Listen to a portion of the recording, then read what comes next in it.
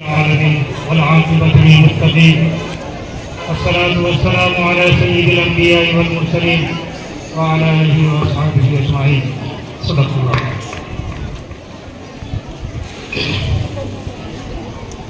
محترم مائیں اور بہنیں، یہ ہمارا آزادی کا جو دن ہے اس کو ہم منانے جا رہے ہیں. تو یہ آزادی کا دن ہمیں ایک گلدستے کی طرح اچانک ہمارے ہاتھ میں نہیں آ گیا ہے،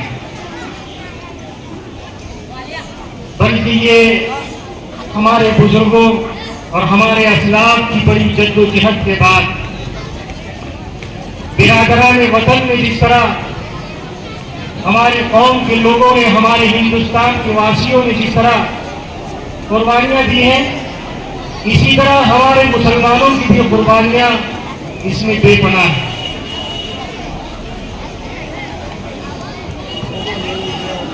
آپ جانتے ہیں کہ ہندوستان کی آزادی کا جو پہلا دن اور پہلا سورج طلوع ہوا آزادی کا، وہ 15 اگست 1947 کا دن تھا. یہ دن جس دن یہ دن تھا، اس دن ہماری زندگی میں اسلامی مہینے کا بھی بہت بڑا دن تھا. سن ہجری 1366 کا رمضان کا مہینہ تھا، اور جس رات میں یہ آزادی ہوئی وہ رات 27 تاریخ کی رات تھی، اور دوسرا دن جو شروع ہوا وہ 27 رمضان کا دن تھا اور جمعۃ الوداع کا دن تھا. تو ہمارے لیے اسلام کے اعتبار سے ہمارے مسلمان 15 اگست کو تو جانتے ہیں، لیکن اسلامی کون سی تاریخ تھی اس کو نہیں جانتے. ہمارے لیے ضروری ہے کہ ہم اپنے اسلاف کی تاریخ اور اپنے اسلاف کی قربانیوں کو جانیں. اسلاف کی قربانیوں کی جانے بغیر ہم اپنے مستقبل کو سنوار نہیں سکتے. ہمیں اپنے بزرگوں کی تاریخ کو جاننا اور پڑھنا چاہیے، اور اپنے بچوں کو سکھانا چاہیے، تاکہ ہمیں غدار بتانے والے جو لوگ ہیں اور ہمارے بزرگوں کی قربانیوں کو اپنے سلیبس سے نکالنے والے جو لوگ ہیں، ان کی وہ کوشش کامیاب نہ ہو سکے، اور ہماری قوم احساس کی کمتری سے نکل کر برتری کے احساس کے جذبات کے ساتھ جی سکے، اور منفی پروپیگنڈوں سے اپنے آپ کو بچا سکے. اس لیے اپنے بزرگوں کی اور ہمارے اسلاف کے سوالے کو ہمیں جاننا اور اس کو اپنے بچوں تک منتقل کرنا نہایت ضروری ہے. جس طرح ہمارے بزرگوں نے بڑی محنتوں کے ساتھ اس ہندوستان کی آزادی کے اوپر محنت کی ہے، ہم بھی پختہ عہد کرتے ہیں کہ ہمارے بزرگوں کے نقش قدم پر چل کر ہم بھی ہندوستان کے لیے ہر ممکن اس کی ترقی کی کوشش کریں گے. وطن کی عزت و ناموس کو ہم مٹنے نہیں دیں گے. وطن کی عزت و ناموس کو ہم مٹنے نہیں دیں گے. ترنگا شان ہے اپنی، اس کو جھکنے نہیں دیں گے. مسلمانوں کی کیا قربانیاں ہیں؟ مسلمانوں کی قربانیاں ہندوستان کے ہر حصے میں ہر طرف دیوار سے آپ کو ظاہر ہوگی. ہمارے مسلمانوں کی قربانیاں دہلی کے انڈیا گیٹ کے اوپر، آپ جانتے ہیں کہ ہمارے ہندوستان کی آزادی کے شہیدوں کے نام لکھے ہوئے ہیں. 93,000 لوگوں کے وہاں ان شہیدوں کے نام لکھے ہوئے ہیں. آپ کبھی جا کر پڑھیے. ان درو دیوار کو نہیں، ان درو دیوار کے اندر جن لوگوں کا خون کرا ہوا ہے اور جن لوگوں کے خون کے داغ لگے ہوئے ہیں، ان کو بھی ہم جاننے کی کوشش کریں. ان 93,000 لوگوں کے نام آپ جا کے پڑھیں گے، اس میں 63,000 لوگوں کے نام وہ مسلمانوں کے نام ہیں. 2/3 سے زائد نام مسلمانوں کے نام ہیں. وہاں ان شہداء میں اس سے معلوم ہوتا ہے کہ ہمارے مسلمانوں کی کیا کیا قربانیاں اس ہندوستان کی آزادی پر لگی ہوئی ہیں. جس ترنگے کو ہم یہ لہراتے ہیں، اس ترنگے کی کلر کو اور اس کو بنانے والے ایک مسلمان عورت سوریا سید تھی. اس کو ہمیں جاننے کی ضرورت ہے. ہمارے بزرگوں کے اسلاف کی، ہمارے بزرگوں کی اور اسلاف کی قربانیوں کو اور ان کی محنتوں کو ہم جانیں گے تو یقیناً ہمارے لیے بھی ترقی کا ذریعہ بنے گا اور ہمارے دلوں کے جذبات کو ابارنے والا یہ بنے گا.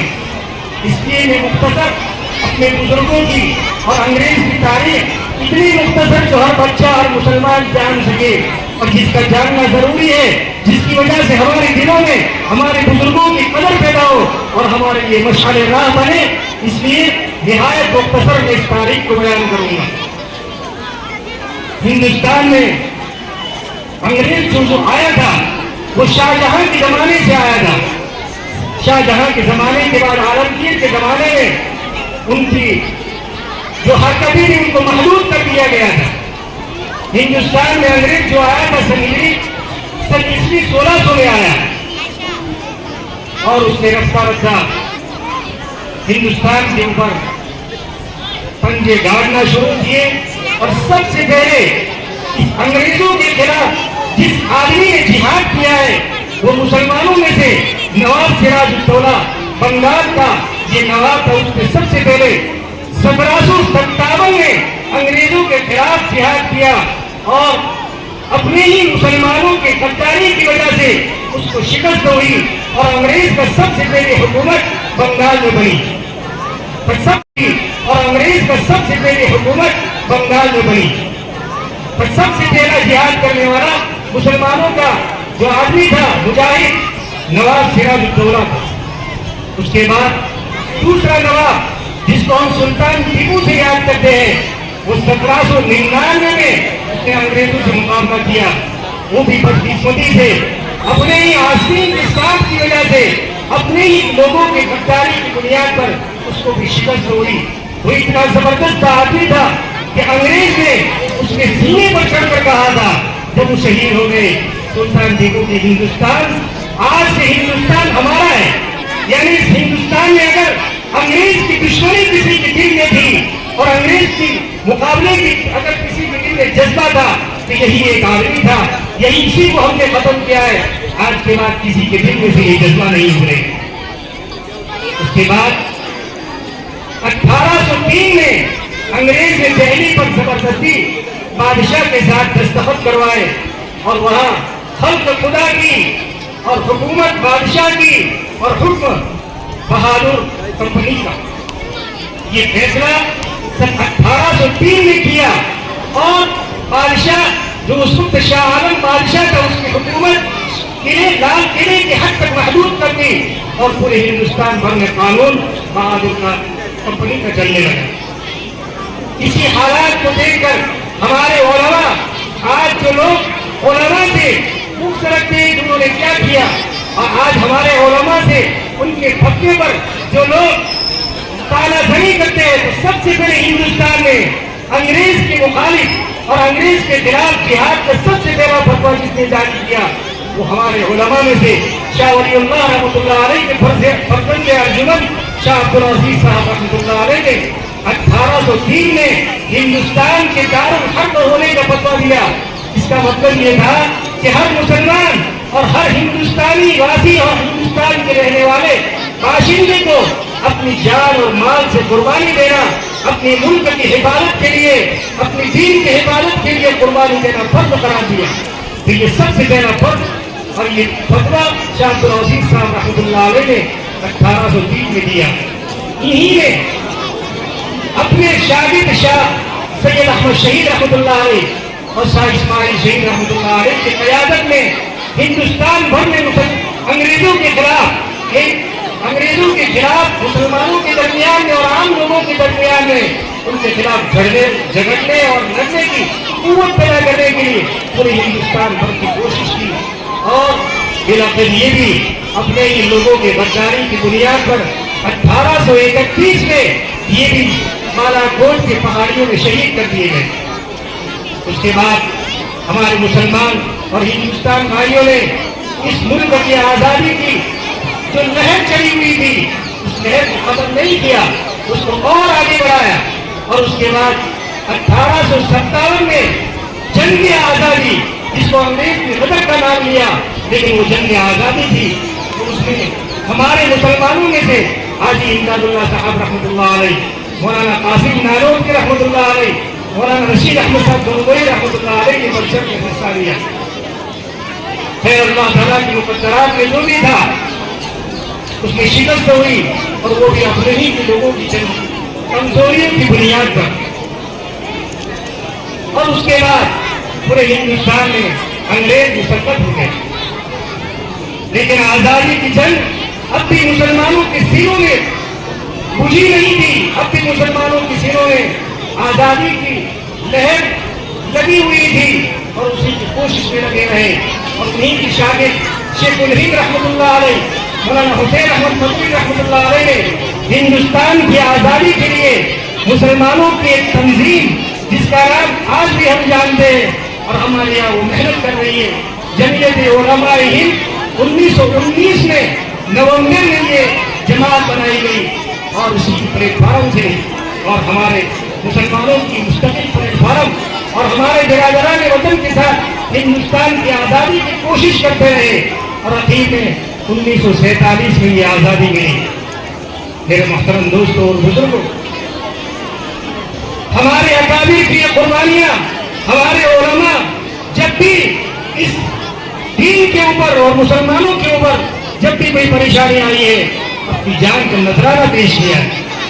ہماری زندگیوں میں اس بات کو دکھانے کی ضرورت ہے کہ ہم اس ملک کے جس طرح دوسرے لوگ باشندے ہیں، ہم بھی اس کا یہ حق رکھتے ہیں، اس میں اپنی زندگی کو، اور ہمارا جینا مرنا اسی مٹی میں ہے، ہمارا جینا اسی مٹی میں ہے، ہمارا مرنا بھی اسی مٹی میں ہے، ہم اس کے لیے اپنی جان کا نذرانہ پیش کریں گے۔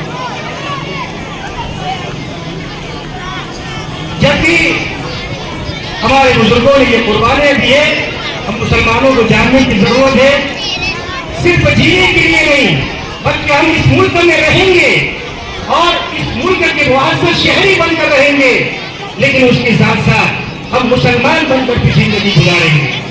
جس طرح ہر مذہب کے ماننے والے کو اپنے مذہب پر عمل کرنے کی چھوٹ ہے، اس مسلمان کو بھی اپنے مذہب پر عمل کرنے کی چھوٹ ہے۔